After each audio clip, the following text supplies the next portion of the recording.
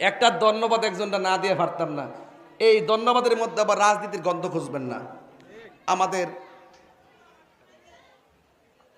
বিএনপির জনাব তারেক রহমান সাহেব, এই ধন্যবাদ আমি দিতেই হবে। কেন জানেন? এটা না দিলে আমার হক আদায় হইতো না। তিনি দেখলাম গতকাল পবিত্র ঈদে মিলাদুন্নবী সাল্লাল্লাহু আলাইহি ওয়াসাল্লাম নিয়া এমন সুন্দর একটা লেখা দিছেন, আমি নিজে লেখাটা কমেন্টস করছি। এবং আমি কয়েকদিন আগে দেখছি উনি তো লন্ডনে যতটা মিলাদ পড়ছে, প্রত্যেকটা মিলাদের মধ্যে তিনি কিয়াম করছে। এটা রাজনীতি না বাড়া, এটা প্রেম নীতি। সুন্নি মানি হলে প্রেমের রাজনীতি করে। যারা নবীর পক্ষে থাকবে তাদের পক্ষে আমরা আছি, যারা নবীর পক্ষে থাকবে না তাদের সাথে আমরা নাই। কথা বলে ঠিক কি না বলেন? সুন্নি তুমি কে আমি কে? নীরব না বিপ্লব?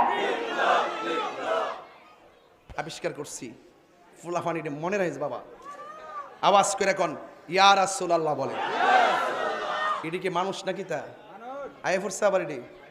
আচ্ছা আচ্ছা, আলহামদুলিল্লাহ কোন। আজকে একটু জিকির হইব না ইনশাল্লাহ? আসিন আপনারা, আসিন নি বাজান? যাই হোক, তবে কথা বইলা দিয়া যায়, সবটা শেষ করে যাবো। আপনি চিন্তা করেন না, সভাপতি খুব গরম সভাপতি, ওহন লাড়ি লালে বাড়ি মারে। আল্লাহ হায়াতে আরো বরকত দান করুক, আমিন কর। আরো বড় করে না আমিন। মানে ওয়াজ দে করতেছে, খেয়াল করতেছে যে নবীর আগমনের লাইনটা সবটা শেষ কইরা যান। মানে কি সালাক দেখেন, দৈরালেছি কেসটা ভাবছিলাম যে কাটি কাটি যাবো গা, অন্দিজ আরো সামনে বাড়তেইব। আচ্ছা বলেন তো, আমরা যেমনে মার লজ্জাস্থান দিয়া দুনিয়াতে আইছি, আমার নবী কি এমনি আইছে? কথা কনা এমনি আইছে? গভীর মনোযোগ। আমার কথায় কি রাজনৈতিক গন্ধ খুঁজবেন না গো? আমি ইমানতান্ত্রিক আলোচনা করতেছি রে বাবা। গভীর রজনী হইয়া গেছে, নীরবে নীরবে ওয়াজটা কইরা দিয়া যায়, মানুষ ঘুমাইছে, ঘুম ডিস্টার্ব হইব। ওই মা আমেনা বলেন, কে গো আপনারা?